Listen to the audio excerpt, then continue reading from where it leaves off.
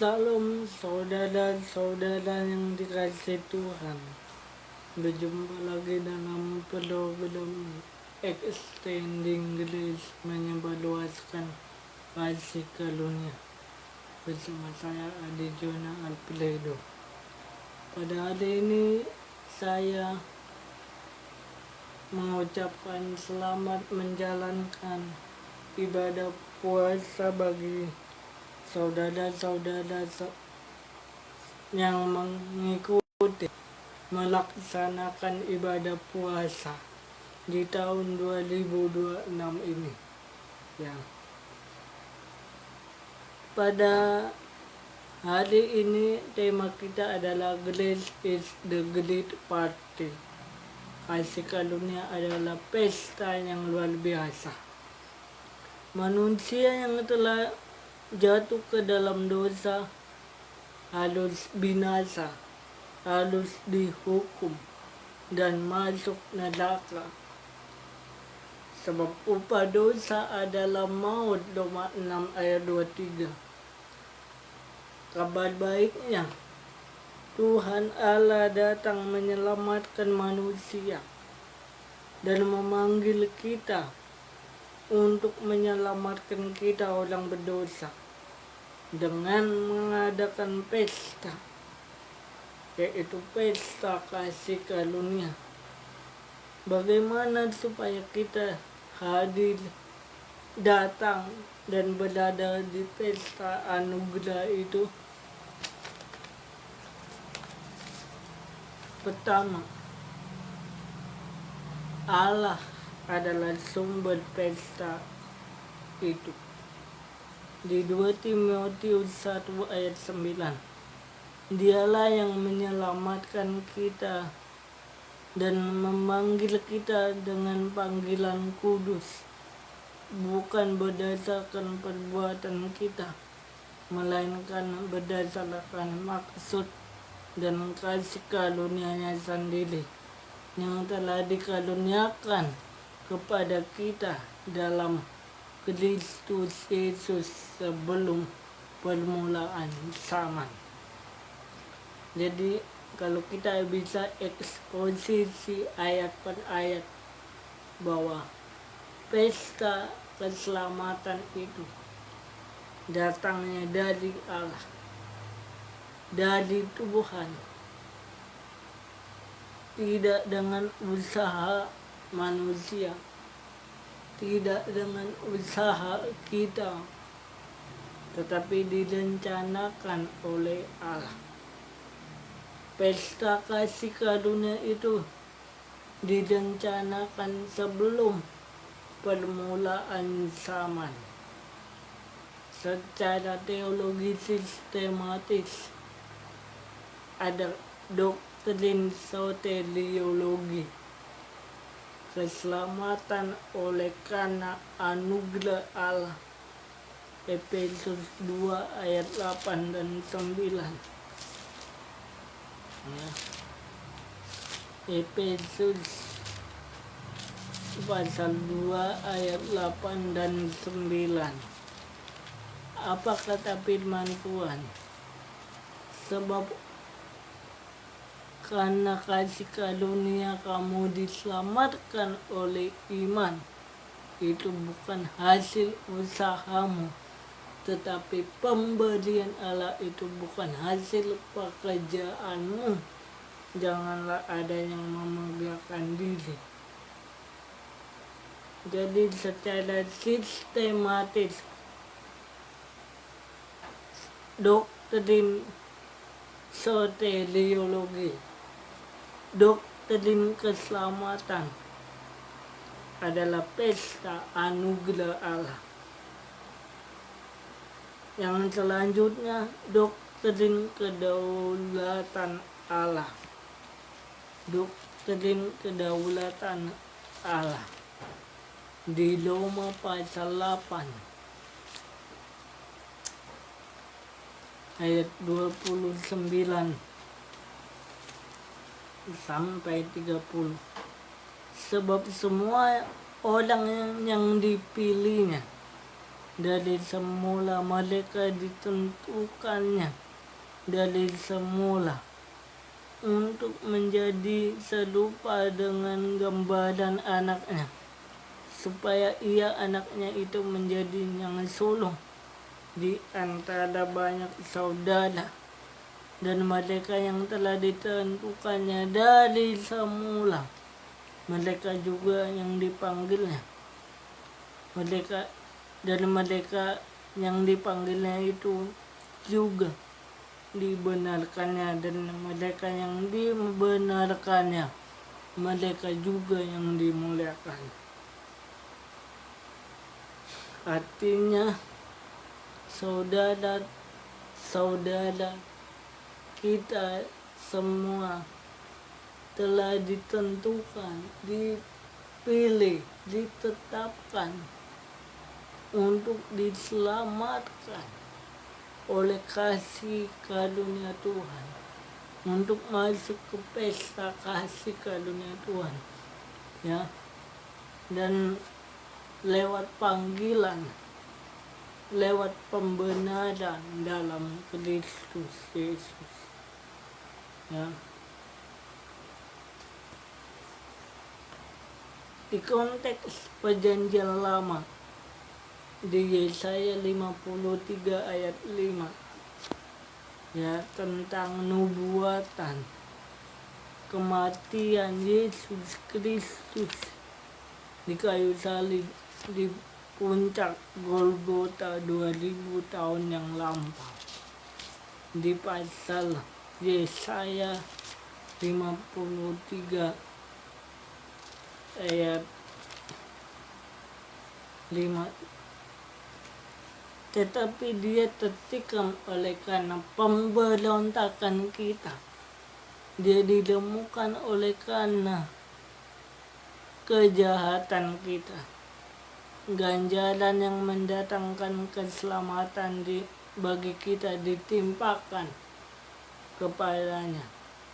Oleh belu-belunya kita menjadi sembuh. Dan itu telah digenapi lewat kematian, pengorbanan, penderitaan Kristus di kayu salib. Dan itu telah digenapi juga di 1 Petrus 1 ayat 29. Ya. Yang B, tadi bagian A, dari konteks perjanjian lama tentang Keluaran 12, ya, berbicara tentang Paskah Yahudi dalam perjanjian lama, ya, pembebasan bangsa Israel dari perbudakan di Mesir dan dari hukuman Allah, ya, sebagai bayangan dari Kristus Yesus yang telah datang dan mati di kayu salibkan di perjanjian baru untuk menyelamatkan saya dan saudara orang berdosa. Jadi intinya adalah salib bukan hanya tragedi, melainkan undangan pesta keselamatan bagi saya dan saudara orang berdosa. Kedua, undangan masuk ke dalam pesta, yaitu dengan iman yang tulus. Masih dalam 2 Timotius ayat 1,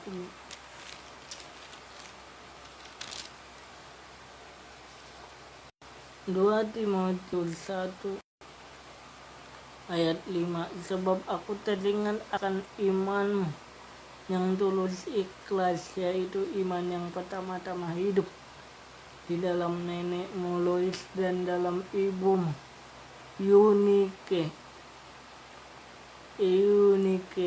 dan yang aku yakin hidup juga di dalam dirimu. Rasul Paulus mengingat akan iman nenek Lois yang adalah nenek dari Rasul Timotius, dan Eunike ibu dari Timotius. Maka dapat kita eksposisi bahwa iman itu diwariskan melalui relasi, hubungan. Ya. Iman bukan sekadar formalitas, tetapi iman yang tulus. Ayat 6, ayat pendukung di Ulangan 6 ayat 6 dan 7. Jadi semata-mata karena relasi, ya, lewat hubungan, ya, ada ikatan iman itu juga. Ada tongkat estafetnya. Kalau iman itu ada, ya, iman itu menjadi milik seseorang, ya. Cuma di Ulangan 6 ayat 6 dan 7, apa yang kuperintahkan kepadamu pada hari ini, haruslah engkau perhatikan, haruslah engkau mengajarkan berulang-ulang kepada anak-anakmu dan membicarakannya apabila engkau duduk di rumahmu, apabila engkau sedang dalam perjalanan, apabila engkau berbaring, dan apabila engkau bangun. Ya.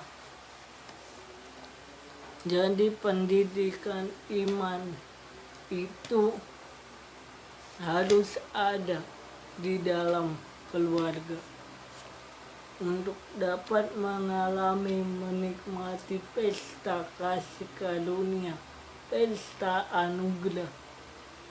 Perlunya pendidikan iman dalam kehidupan berkeluarga. Ya.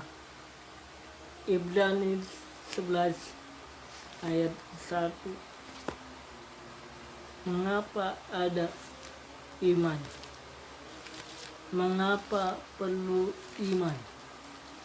Ya. Saudara diberkati hari ini, amin. Ibrani 11 ayat 1. Apa bunyi firman Tuhan? Iman adalah dasar dari segala sesuatu yang kita harapkan dan bukti dari segala sesuatu yang tidak kita lihat. Iman itu harus hidup, bukan hanya sekedar identitas, bukan hanya sekedar status. Ya, kita harus hidup dan menghidupi firman dan iman itu, ya.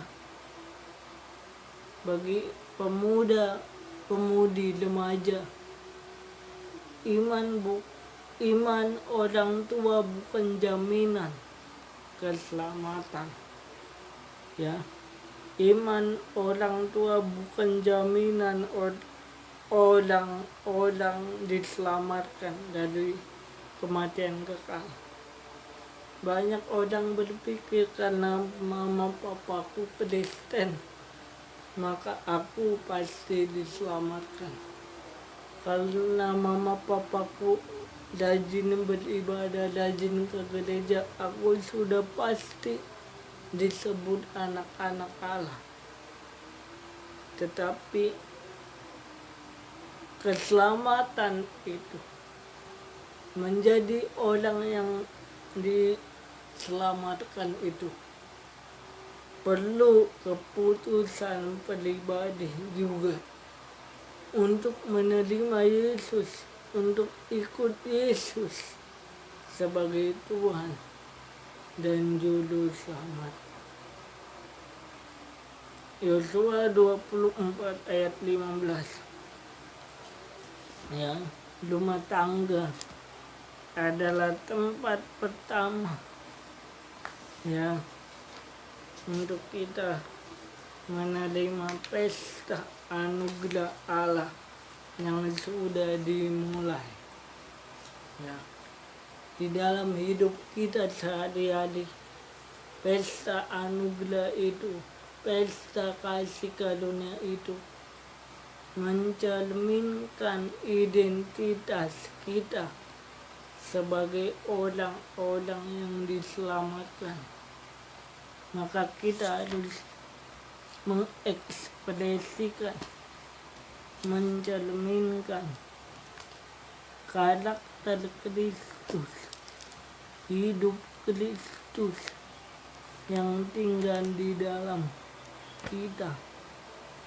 Ya, bukan hanya sekedar teologi semata, bukan hanya sekedar ritual semata, ya, tetapi benar-benar kita mengalami pribadi Kristus yang hidup dalam kita. Yosua 24 ayat 15. Tetapi jika kamu anggap tidak baik untuk beribadah kepada Tuhan, pilihlah pada hari ini kepada siapa kamu akan beribadah. Allah yang kepada nenek moyangmu beribadah di seberang sungai Efrat, atau Allah orang Amori yang negerinya kamu diami. Tetapi aku dan seisi rumahku akan beribadah kepada Tuhan. Hidup orang percaya harus mencerminkan, menunjukkan, menyatakan sebagai orang-orang yang telah diselamatkan oleh kasih karunia Tuhan. Ya. Kedua, suasana pesta. Suasana pesta bukan takut tapi kuasa. Di 2 Timotius 1 ayat 7. Sebab Allah memberikan kepada kita bukan roh ketakutan, melainkan roh yang membangkitkan kekuatan, kasih, dan ketertiban. Maka dapat kita eksposisikan bahwa ketakutan lahir dari ancaman. Ya. Anugerah melahirkan keberanian, bukan ketakutan. Ya.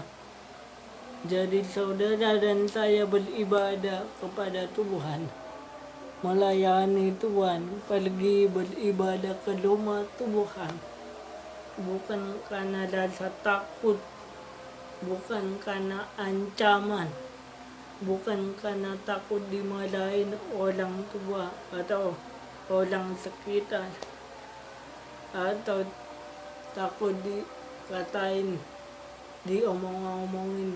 Percuma kamu Kristen, percuma kamu Kristen tapi tidak gereja, tidak beribadah, tidak baca Alkitab. Tetapi benar-benar karena mengalami, mengenal, dan hidup dalam kasih karunia Tuhan. Anugerah melahirkan keberanian. Secara teologi pneumatologi, doktrin Roh Kudus memberikan kuasa, power, kekuatan bagaimana untuk kita merayakan pesta kasih karunia, supaya kita dapat hidup dalam pesta kasih karunia. Roh Kudus memberikan kuasa bagi kita. Tetapi kamu akan menerima kuasa kalau Roh Kudus turun ke atas kamu, dan kamu akan menjadi saksiku di Yerusalem dan di seluruh Yudea dan Samaria sampai ke ujung bumi. Secara kristologi, doktrin Kristus, yaitu Kristus telah menyelamatkan kita dari maut, telah menyelamatkan saudara dari maut. Ya, di ayat 10-nya. Ya.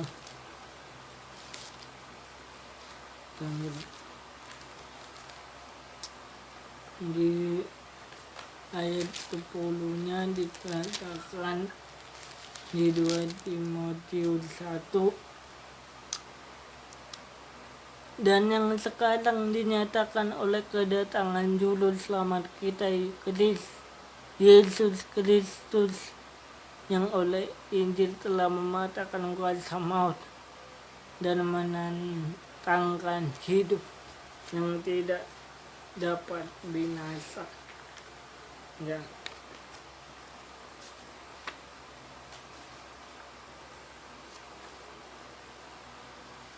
Jadi saudara dan saya di sini harus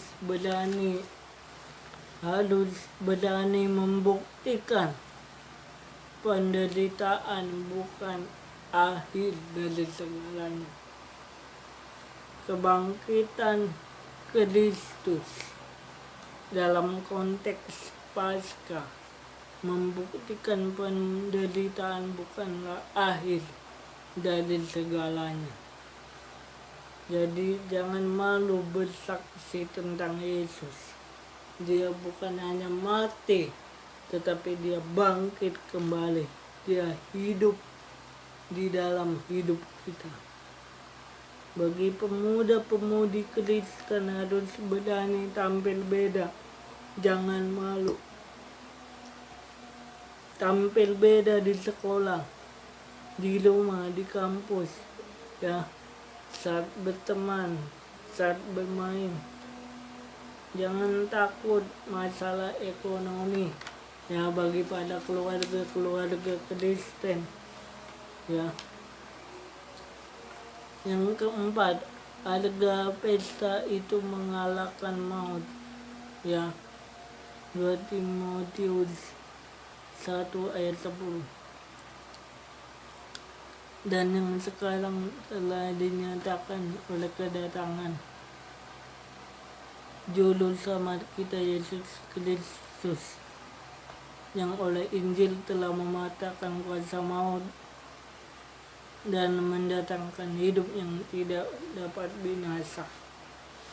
Kejadian 3 ayat 3 mengatakan upah dosa adalah maut, kematian, ya, kebinasaan.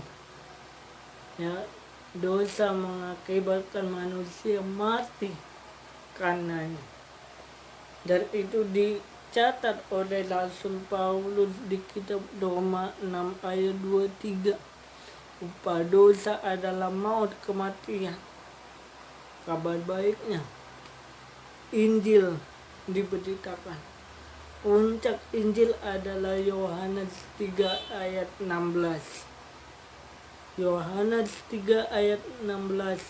Karena begitu besar kasih Allah akan dunia ini, sehingga ia mengaruniakan anaknya yang tunggal, supaya setiap orang yang percaya tidak binasa, melainkan beroleh hidup yang kekal. Ya, supaya setiap orang, saya dan saudara, yang tidak binasa, melainkan beroleh hidup yang kekal. Salib juga adalah meja perjamuan dari Allah. Kebangkitan juga adalah musik kemenangannya. 1 Korintus 15 ayat 54 sampai 57.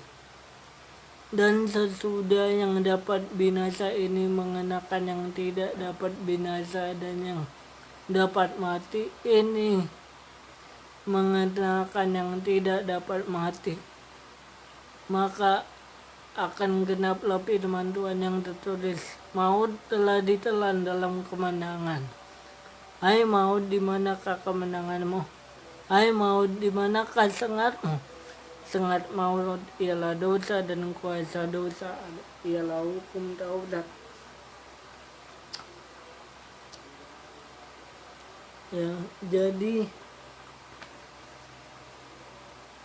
salib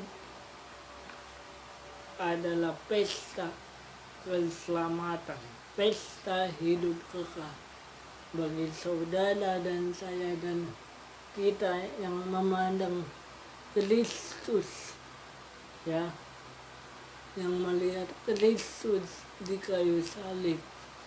Melihat salib Kristus bukan hanya simbol kekristenan semata, tetapi benar-benar kita menikmati, menghayati, merenungkan pesta kasih karunia itu sendiri. Dan ketika saudara lihat kubur Yesus telah kosong, dia telah bangkit, dia telah hidup, kita menikmati alunan musik kemenangannya dan berjalan dalam kemenangannya hari lepas hari.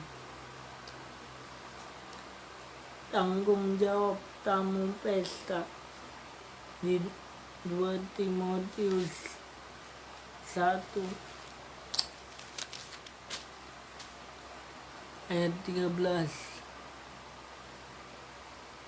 sampai 14. 1 Timotius 1 ayat 13 dan 14. Ya. 2 Timotius 1 ayat 13 dan 14. Peganglah segala sesuatu yang telah engkau dengar daripadaku sebagai contoh ajaran yang sehat, dan lakukanlah itu dalam iman dan kasih dalam Kristus Yesus. Peliharalah segala sesuatu yang telah engkau dengar daripadaku sebagai contoh ajaran yang sehat, dan lakukanlah itu dalam iman dan dalam kasih dalam Kristus Yesus. Jadi anugerah atau kasih karunia itu diberikan Allah, bukan dijaga, bukan untuk dijaga, bukan untuk disimpan, tetapi dibagikan. Secara teologis, kitab Timotius ini mengajarkan tentang doktrin ketekunan bagi para orang-orang kudus. Ya, kitab ini membahas gereja sebagai penjaga dan tiang penopang dasar kebenaran. 1 Timotius 3 ayat 15. Kontrasnya adalah kisah Figelus dan Hermogenes. Ya, dia meninggalkan Paulus di ayat 15. Di ayat 15, engkau tahu bahwa semua mereka yang di daerah Asia kecil berpaling daripadaku, termasuk Figelus dan Hermogenes. Onesiphorus yang setia. Ayat 16. Ya, Tuhan kiranya mengaruniakan rahmat-Nya kepada keluarga Onesiphorus yang telah berulang-ulang menyegarkan hatiku. Ia tidak malu menjumpai aku di dalam penjara. Kesetiaan bukti bahwa kita sungguh-sungguh menikmati pesta anugerah Tuhan. Jadi bagi Bapak, Ibu, teman-teman, saudara-saudara, kita yang sudah menerima pesta anugerah, pesta kasih karunia itu. Hiduplah dalam kesetiaan, berjalan dalam kasih dan kesetiaan, berjalan dalam ketekunan, kerajinan, dan ketaatan. Bukti bahwa kita sudah lahir baru, bukti bahwa kita telah terima Yesus, bukti bahwa dosa-dosa kita telah diampuni, sampai pada akhirnya kita benar-benar hadir, datang, dan berada dalam pesta kasih karunia yang sesungguhnya, yaitu ketika Yesus datang kedua kali. Dia datang untuk membangkitkan orang yang hidup dan yang mati dalam kita, dalam Dia. Ya. Apa yang menjadi kesimpulan inti dari khotbah ini? Di penjara Rasul Paulus tidak meratapi nasib lamanya, melainkan anugerah dia rayakan di penjara itu.